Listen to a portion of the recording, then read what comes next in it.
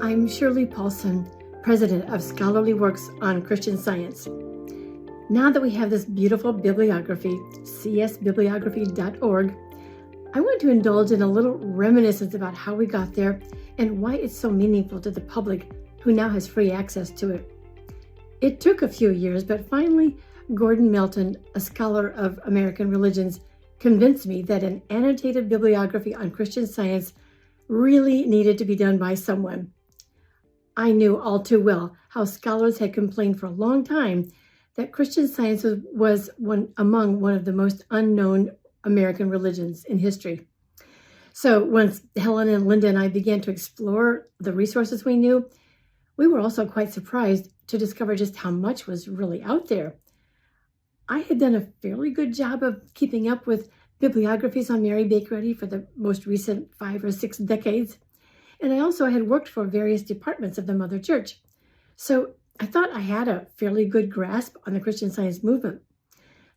But honestly, when we began to compile books and articles I'd never seen before, I was quite surprised to learn how much more there was out there. Not only about the history of the Christian Science movement since Mrs. Eddy's passing in 1910, but especially the way the world viewed it from the outside.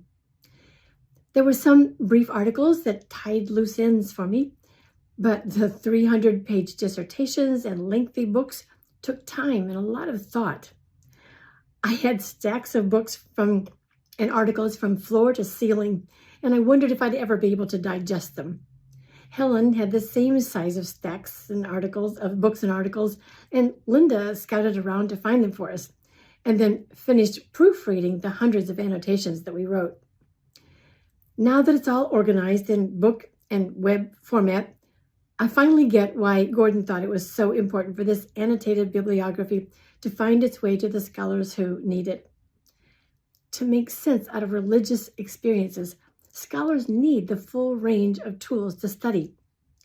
Of course, they're needed to address misinformation and false rumors, but really of far greater importance, they help define why certain religious beliefs or practices contribute to the world the way it does.